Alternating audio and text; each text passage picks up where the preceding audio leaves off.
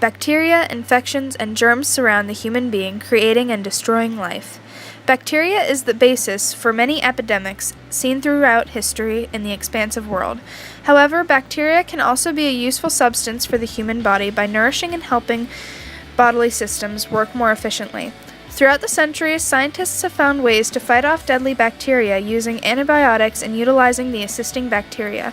Bacteria has found ways to create adaptations in science fields, but also in everyday human life, as it forms to resist antibiotics, creating a decrease in human life expectancy and the unknown future of medicine.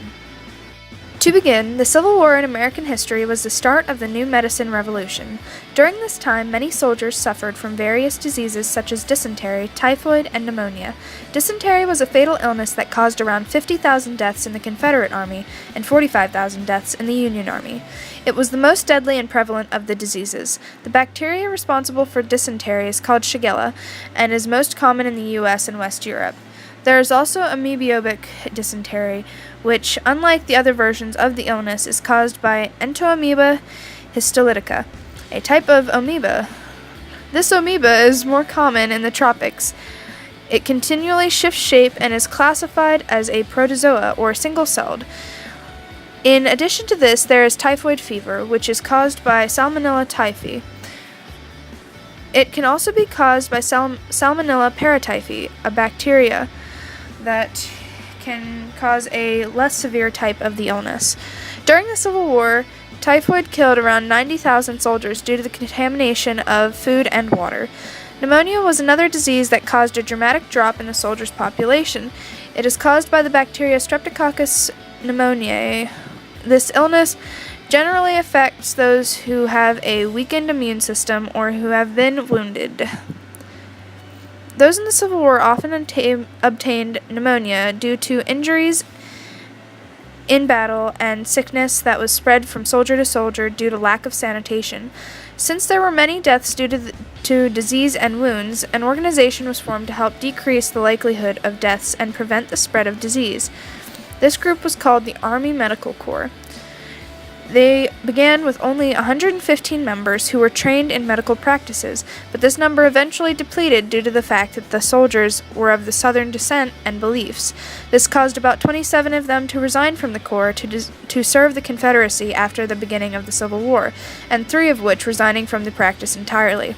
Those who transferred to the Confederacy became the center of the medical department of the Confederacy, and immediately acquired power within correlation to their experience and training.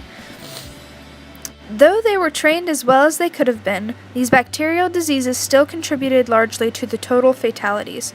Pneumonia seems to have been the primary cause of death from bacterial infections, depending on age, overall health, and the germ causing it. Signs and symptoms of pneumonia were fever, sweating, shaking, chills, phlegmy cough, chest pain, and when you're breathing, shortness of breath, fatigue, nausea, vomiting, and diarrhea. But, of course, there was also typhoid and dysentery. Symptoms of typhoid are poor appetite, headaches, generalized aches and pains, fevers topping out at 104 degrees Fahrenheit, lethargy, and diarrhea. While dysentery's symptoms are diarrhea with mucus or blood and mild to severe abdominal pains. Though the latter mentioned diseases were running rampant, there was also many medical advancements during the Civil War as well. Such things including life-saving amputation, the anesthesia inhaler, facial reconstruction, closing chest wounds, and the ambulance to ER system. There was such a copious amount that during D-Day every wounded ally had penicillin. It was used to prevent infection and was taken orally. Penicillin was used very often that it seems like it would have been impossible to overdose on. It was in every hospital, and doctors would prescribe the medicine, even for non-bacterial ailments. Penicillin impacted many people because it helped save lives, but it also started the beginning of the new antibiotics to be discovered and produced. After penicillin, other antibiotics were discovered. One was... To begin proper hand washing, you must first rinse your hands with hot water. After this, apply soap and work into a rich lather above your wrists and partway through your lower arm. for about 20 seconds at the minimum. After you do this, you will turn the hot water back on and rinse off all of the soap.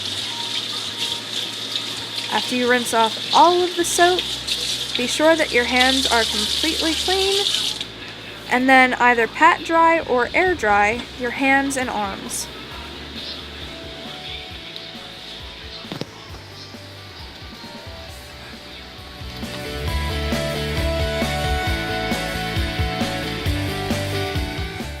Furthermore, there were crucial discoveries being made after the Civil War as well, such as antibiotics. The first antibiotic was discovered by Alexander Fleming in 1928 by accident. He had been looking at the colonies of Staphylococcus and noticed something odd on the colonies. One part did not contain dots, but instead it was a blob. The blob became known as penicillin. Penicillin was important to the medical field because it was the basis and the start of antibiotics to help cure infections and diseases. Certain wars helped to promote the use of the new antibiotic. Penicillin was discovered during World War I due to the immense amount of incurable infections. When World War II came about, the production increased dramatically due to a new government regulation. Streptomycin, which killed bacteria, interfering with the cell wall.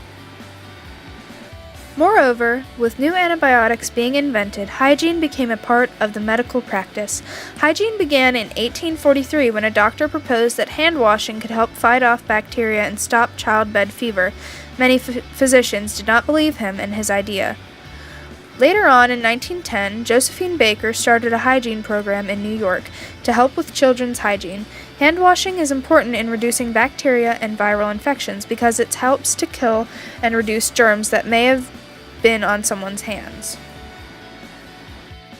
In addition, antibiotics coincide with hand washing, creating the ultimate way to kill off bacteria. However, how do antibiotics work in the body?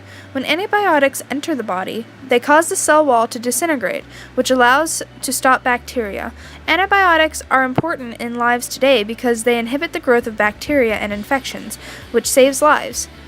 There are many different types of antibiotics, some of which include terrasilicines that help cure chlamydial infections, and macrolides to help treat respiratory tract infections. Penicillins are used to administer to ear infections. Cephalosporins are used to medicate pneumonia, and sulfonamides help to cure kidney infections.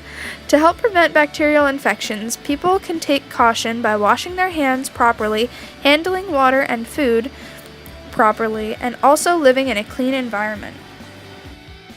Continuing on, there is not always bad bacteria that causes illness and diseases. Some bacteria can be useful to humans. One particular is Bifidobacterium, which is located in the stomach.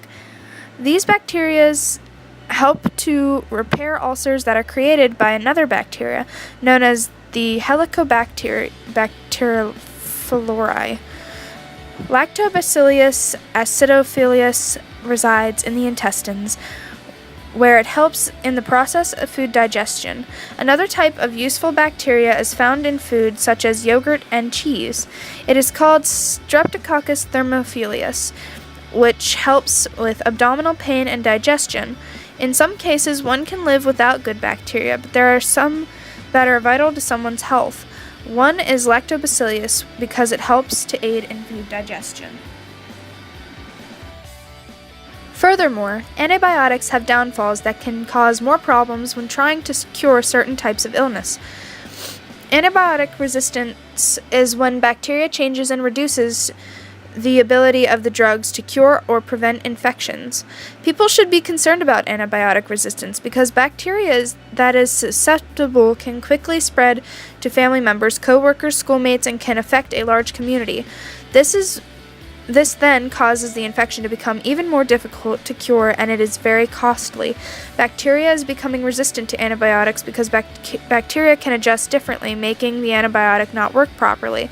Bacteria can become resistant by developing a neutralization before the antibiotic can cause harm. Another bacteria pumps out the antibiotic, and some change the antibiotic attack site. To help prevent bacteria resistance, people can discard leftover medicine, take the amount of medicine prescribed, and do not take other antibiotics. Some antibiotics are in products to better help the prevention for infections. Some of these products are soaps, disinfectants, mouthwashes, and garbage bags. When researching this topic, it has been proven that cleaning products do help prevent the spread of bacteria. However, there is no proven link that products contain antibacterial chemicals, and those who do not contain them do better in stopping bacteria. There is not a correlation between antibacterial products and antibiotic resistance. On the subject, there are certain diseases that have become antibiotic resistant. One in particular is carbapenem, which is incurable and can spread very easily to others, and almost everyone diagnosed with it can die from it. Clostridium difficile, or C. difficile, causes life-threatening diarrhea and is very dangerous. Like carbapenem, it can spread and usually comes from antibiotics. These diseases spread readily by having contact with others and through certain antibiotics that can cause them to be resistant. To control the spread of them is to help reduce antibiotic resistance and to quarantine an outbreak. In the future, antibiotic resistance can become more of a problem because it is extremely costly and will become harder to cure due to the lack of antibiotics to cure the infection. Antibiotic resistance is also occurring at a very fast pace, faster than it can be stopped, leaving the future to look like the pre-antibiotic era. Humans contribute to antibiotic resistance because of the copious amounts of antibiotics produced and cleaning supplies. These factors help to change the microbiology of the environment, which in turn changes bacteria and those that will survive. To help solve this problem, researchers are trying to kill the specific bacteria, rather than using a range of antibiotics that should only be used as a last resort. Also slowing down the production and overuse of antibiotics can help limit this problem. Probiotics have helped in preventing drug-resistant infections by slowing down the speed of antibiotic resistance. To conclude, bacteria can be helpful to our bodily systems, but it can also be a very bad nuisance to get rid of. Over the years, antibiotics have been developed in treating harmful bacteria, and hygiene became a key development. However, antibiotic resistance has come into play. This resistance has caused many problems in trying to stop these diseases from spreading. Researchers are trying to find new ways to prevent this from happening by having people take their full dosage of medication and to stop overproducing antibiotics. But antibiotic resistance is growing at a faster pace than the production of the new and the more efficient antibiotics.